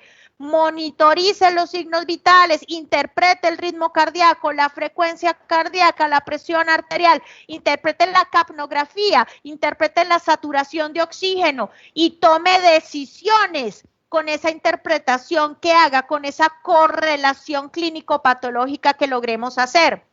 Lo otro es monitoría y análisis de gases arteriales y gases arteriovenosos. Tenemos que ser muy fuertes en la formación en gases arteriales y gases arteriovenosos, interpretarlos y tomar decisiones objetivas en la modificación de los parámetros ventilatorios. Otra de nuestras funciones, interpretación y correlación de exámenes de laboratorio y ayudas diagnósticas. Es muy importante saber qué son los electrolitos, para qué me sirve el sodio, para qué me sirve el calcio, para qué me sirve el fósforo, para qué me sirve el potasio. Aprender de la función renal, aprender de los rayos X de tórax, todo esto en pro de analizar, abordar el paciente integralmente y tomar decisiones correctas desde la fisioterapia respiratoria. Participación activa en la reanimación cardiopulmonar. Vamos a tener un rol muy importante en la reanimación cardiopulmonar, sobre todo en el manejo de la vía aérea y de la ventilación, pero también hacemos parte activa de la circulación y las compresiones torácicas como un trabajo en equipo. Listo, esas son muchas de las cosas que hacemos en la unidad de cuidados intensivos y que necesitamos que este personal de fisioterapia y de kinesiología en Bolivia se apodere, se forme, se motive a entrar a la unidad de cuidados intensivos, se motive a ser una esperanza de supervivencia en los pacientes, porque eso nos volvemos siendo un muy buen profesional en fisioterapia respiratoria, pues soy una esperanza de supervivencia de los pacientes que están sufriendo en la unidad de cuidados intensivos. ¿Sí? Cuando hablo de la ventilación mecánica o hablamos de la ventilación mecánica, ¿qué tenemos que hacer? Hemos hecho un análisis muy importante desde la experiencia. Vamos a arrancar desde el armado y la prueba de los ventiladores mecánicos. Los vamos a armar, los vamos a probar, les vamos a hacer el test para saber si están funcionando bien o no, si están bien calibrados o no los equipos. Vamos a estar en comunicación continua con los ingenieros biomédicos para ver que el equipo como máquina nos esté funcionando bien. ¿Qué más vamos a hacer a través de la ventilación mecánica, que es un papel fundamental en la unidad de cuidados intensivos? Pues vamos a hacer todo lo que es la programación de la ventilación mecánica. ¿Qué voy a programar? Voy a programar el modo ventilatorio, voy a programar los parámetros ventilatorios, voy a programar las alarmas del ventilador mecánico. Y ojo, muy importante, en nuestra formación hay algo que se llama la personalización de la ventilación mecánica. Entonces, ¿qué es eso? Voy a individualizar al paciente, voy a analizar a mi paciente él solito. Sí, hay muchos protocolos, claro que sí, pero también tengo que individualizar al paciente, analizar sus gases arteriales, su placa de tórax, cómo está su compliance, cómo está su mecánica ventilatoria, cómo están todos sus exámenes de laboratorio para saber qué decisión tomó para ese paciente en particular. Y a eso se refiere la personalización de la ventilación mecánica, que es otra de las cosas importantes que hace el profesional de la fisioterapia en la unidad de cuidados intensivos. Otra de las funciones, voy a modificar los parámetros ventilatorios. ¿Los voy a modificar basado en qué? Principalmente en los gases arteriales, en la monitoría del paciente, en la mecánica ventilatoria del paciente, cómo está la compliance, cómo está la elastancia, cómo está la resistencia. Voy a evaluar la mecánica ventilatoria, los gases arteriales y voy a tomar decisiones sobre la modificación de los parámetros, ¿sí? Otra de nuestras funciones, instauración de estrategias ventilatorias según la condición del paciente. Instauración de estrategias como estrategias de protección pulmonar. Voy a implementar estrategias de reclutamiento alveolar si hablo de SDRA. Voy a implementar estrategias, las voy a implementar según el análisis integral que haga del paciente en la unidad de cuidados intensivos. Y esta es otra de las cosas bonitas que hace el fisioterapeuta como en la unidad de cuidados intensivos, ¿ok? Lo otro que vamos a hacer es la monitoría de la ventilación mecánica. Monitoría básica y avanzada. Voy a monitorizar las presiones de la vía aérea, la presión pico, la presión meseta, la presión media. Voy a monitorizar la presión transpulmonar. Voy a monitorizar la presión de conducción. Voy a hacer monitoría de curvas en ventilación mecánica, de la curva presión-tiempo, volumen-tiempo, flujo-tiempo, presión-volumen. Voy a hacer monitoría de los signos vitales, voy a hacer monitoría del CO2 exhalado a través de la capnografía, voy a monitorizar al paciente y todo esto que les estoy hablando, compañeros, es función y es papel del fisioterapeuta en la unidad de cuidados intensivos. Otra de nuestras funciones, vamos a hacer destete ventilatorio y extubación. Ojo, voy a analizar si el paciente cumple con los criterios de destete. Voy a hacerle pruebas pre-extubación, voy a evaluarle el índice de Tobin, voy a hacerle la prueba de la fuga, voy a analizar cómo están los electrolitos, cómo está la función renal, cómo está la diuresis del paciente, cómo está el componente cardiovascular. Y todo esto lo hace el fisioterapeuta en la unidad de cuidados intensivos. Y para finalizar, por supuesto, después de que hago destete, extubación, pues continúo con lo que es rehabilitación funcional del paciente en la UCI. Recuerden que no es solamente enfocarnos en la ventilación mecánica, es muy importante, claro que sí, pero no debemos olvidar nuestro papel integral en el abordaje de nuestros pacientes y es pensar en la funcionalidad.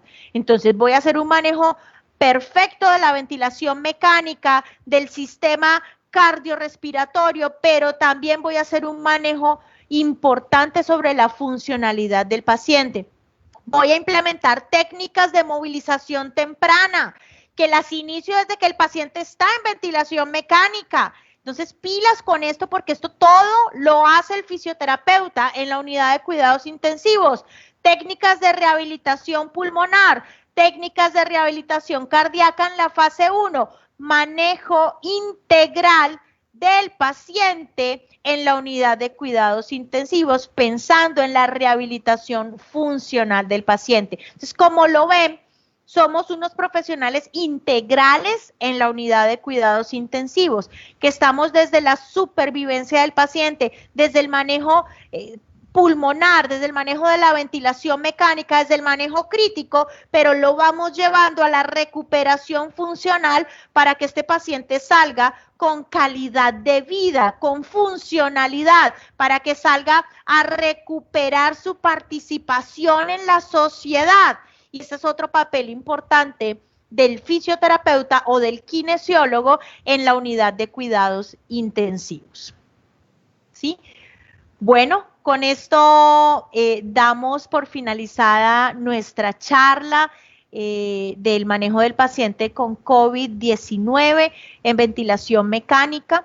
Nos parece muy importante haber hecho aquí al final los puntos más importantes de lo que hace un fisioterapeuta en la unidad de cuidados intensivos, y es una gran invitación que hacemos a nuestros colegas bolivianos para que se apoderen de las unidades de cuidados intensivos, se formen en el área crítica y sean una esperanza de supervivencia en nuestros pacientes, sean una esperanza de supervivencia actualmente en esta pandemia, porque sí necesitamos que estén formados. Acá en Colombia ya estamos llegando a los 14,000 casos de COVID-19 y en Bolivia tenemos conocimiento que ya pasaron los 3,000 casos. Esto quiere decir que vamos a tener sistemas de salud colapsados, pacientes necesitando ventilación mecánica y necesitando profesionales formados en ventilación mecánica, y ahí está nuestra función como fisioterapeutas en medio de esta pandemia. Es un gusto desde Precaes, acá en Cali, en Colombia, haber trabajado de la mano con la sociedad científica, de los estudiantes de fisioterapia y kinesiología, con la Universidad del Valle de La Paz, Bolivia, en el departamento de fisioterapia y kinesiología, y por supuesto nosotros, en nuestro lema, juntos somos más fuertes, les damos las gracias. Aquí están nuestras redes sociales, para que nos sigan. Instagram está como @precaes01, tenemos nuestro Facebook como Precaes. Este es nuestro WhatsApp, en la línea que se pueden comunicar con nosotros. Y también los invitamos a que nos sigan en nuestro canal de YouTube. Nuestro canal de YouTube se llama Precaes Cali, y allí vamos a tener, por supuesto, mucha información de interés y de formación en el área crítica, y vamos a tener esta charla, por supuesto, montada para que los que no pudieron estar en vivo, pues la puedan ver nuevamente en el canal de YouTube. Recuerden, se llama Precaes Cali. Ok, denme un segundo, ya dejo de compartirles aquí, de compartirles acá la pantalla, y le damos paso a Carolina. Muchas gracias, doctora Claudia, doctor Daniel. Realmente ha sido una charla muy, muy interesante, muy bonita, la verdad, dando a conocer, ¿no?, todo el papel que tiene el fisioterapeuta. Nos han actualizado mucho con la información. Y bueno, les pido, aquí tenemos 2 preguntas para responder. Entonces, la primera nos dice, ¿por qué se reportan casos de contagio a pesar de que los profesionales en el área de salud trabajan bajo medidas de bioseguridad?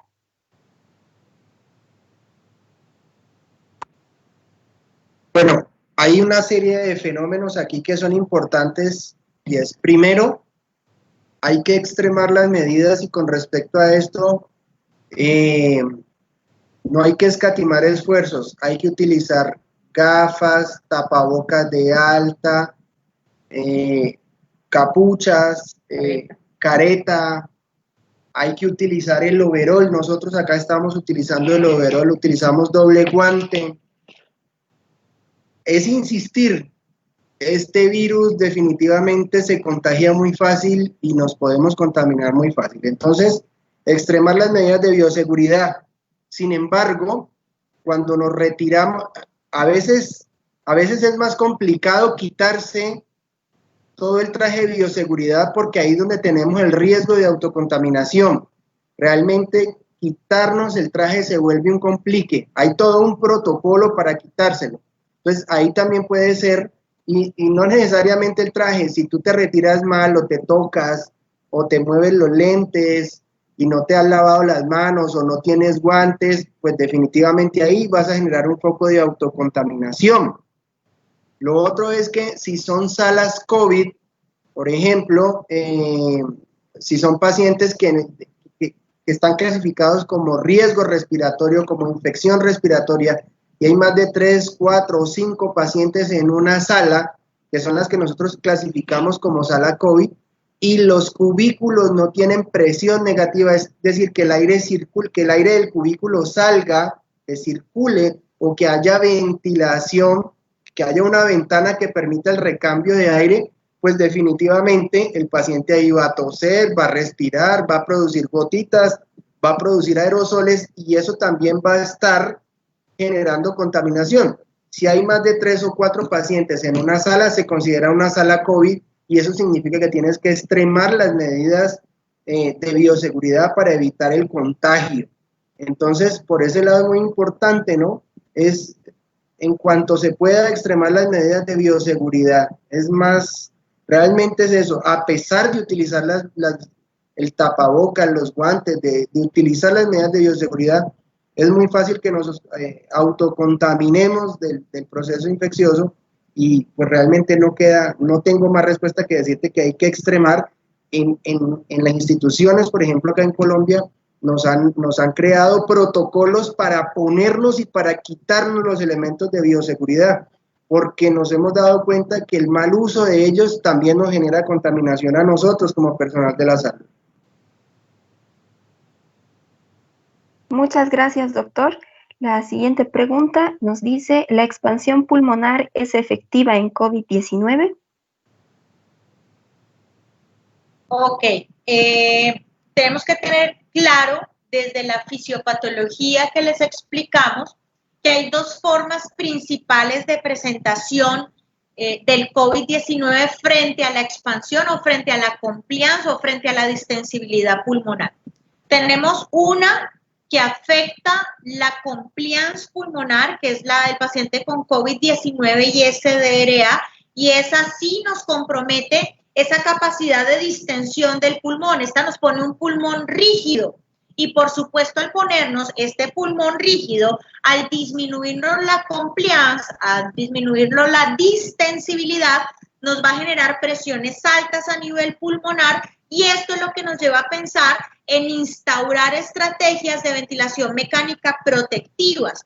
¿Qué es eso de estrategias de ventilación mecánica protectivas? Pues tengo un pulmón rígido, tengo un pulmón que no expande. Si yo llego a ponerle mucho volumen a ese pulmón que está rígido, voy a generar una lesión pulmonar adicional a lo que está presentando el paciente y voy a empeorar la condición. Entonces, por supuesto que si el paciente está en el compromiso de COVID-19 por SDRA, con una compliance disminuida, tenemos afectada la expansión y tenemos que instaurar estrategias de protección pulmonar, principalmente manejando volúmenes tidales bajos.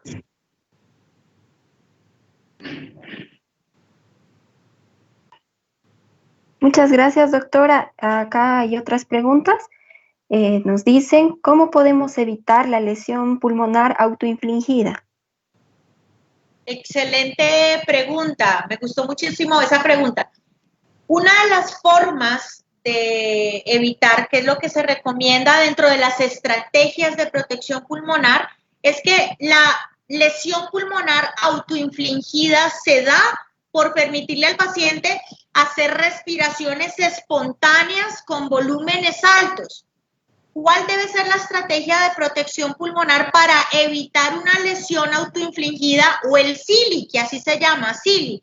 Este paciente debe estar sedado, este paciente debe estar relajado y debe estar en ventilación mecánica invasiva en modo controlado. O sea, debemos evitar o bloquear el impulso respiratorio espontáneo y esta es la forma de evitar una lesión pulmonar autoinfligida.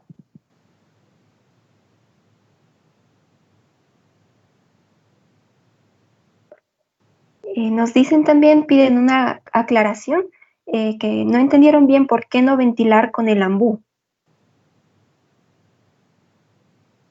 Bueno, lo que pasa es que cuando se ventila con el BBM, pues hay mucho riesgo de aerosol, de la formación de aerosoles, ¿sí? Entonces, una de las principales vías de contagio o de contaminación cruzada es a través de los aerosoles que produce el paciente.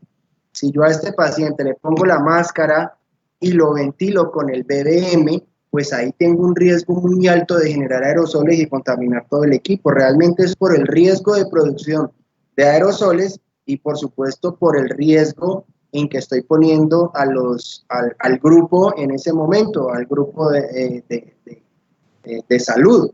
Ahora, hay unas indicaciones, por ejemplo, que es ponerle un filtro para que todo lo que se esté expirando durante el proceso de ventilación con el BBM, pues quede ahí en el filtro.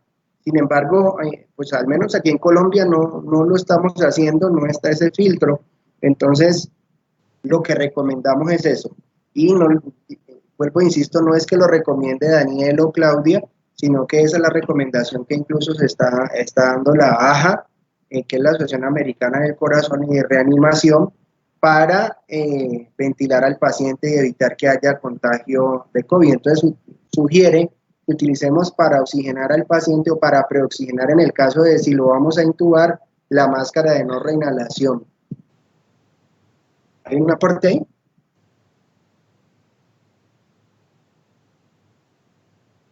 ahí? Bueno, después tenemos qué maniobras de reclutamiento alveolar son las más recomendables en estos casos. Ok, perfecto. Primero dejar claro algo. Las maniobras de reclutamiento alveolar, según los últimos estudios, los últimos consensos, las últimas evidencias, son estrategias que solo se están recomendando para los pacientes con SDRA. Entonces, la primera cosa que debemos de dejar claro es que las maniobras de reclutamiento alveolar se recomiendan aplicar en los pacientes que presenten síndrome de dificultad respiratoria aguda. Esta recomendación incluso es una recomendación con un nivel de evidencia moderado, ¿sí? Ya no es una recomendación fuerte, porque muchos estudios han demostrado que las maniobras de reclutamiento alveolar aumentan la mortalidad de los pacientes en la unidad de cuidados intensivos.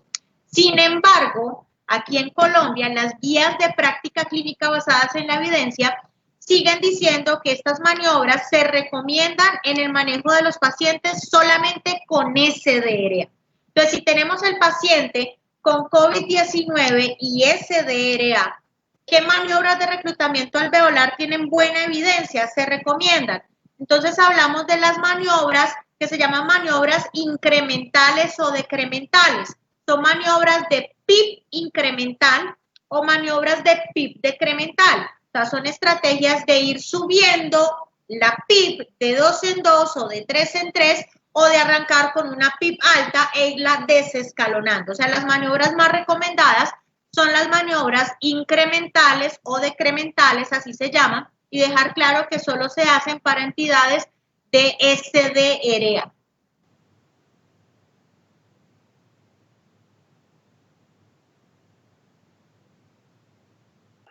Muchas gracias, doctor, doctora. Bueno, aquí nos llegó otra pregunta. Nos dicen, ¿cada cuánto se deben hacer las nebulizaciones?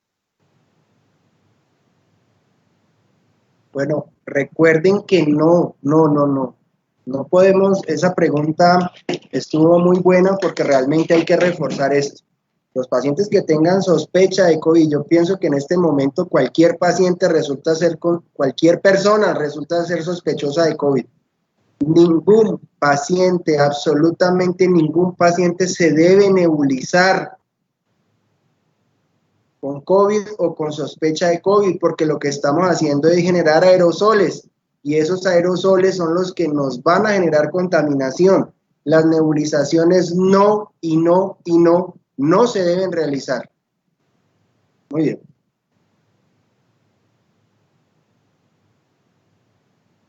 Muy bien, muchas gracias. Bueno, me parece que no tenemos más preguntas. Entonces yo les agradezco mucho la presentación, personalmente me ha encantado y le doy paso al licenciado Sergio. No sé si quiere aportarnos con algo. Muchas gracias, Carolina. No igual agradecerles a Daniel, Claudia, ha sido una charla muy interesante. Yo creo que de esta charla ha habido muchos colegas que van a sacar una nueva forma de abordar, una nueva metodología para poder tratar igual a nuestros pacientes en Bolivia, ¿no? Y muchas gracias por el apoyo y la colaboración que nos han podido brindar, ¿no? Muy, muy lindo, muchas gracias, muchas felicidades, igual encantado y como les habíamos dicho, pues estamos prestos a poder colaborarles en lo que se pueda también. Muchas gracias.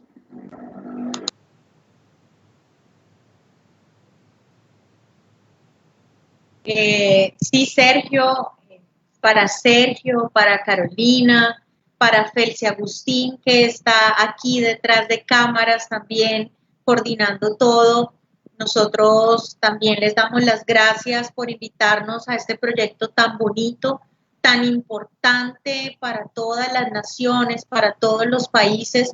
Realmente debemos estar unidos, debemos tratar de unificar nuestros manejos, debemos de, lo que hemos dicho durante toda la charla, fortalecer la fisioterapia y la kinesiología respiratoria, abanderarnos de eso y ser líderes, porque es la oportunidad que tenemos los fisioterapeutas de ser líderes en los equipos de trabajo. Nos damos cuenta de los principales problemas que están haciendo todas las naciones. Necesitan ventiladores mecánicos, hay que comprar ventiladores mecánicos. ¿Y eso qué quiere decir?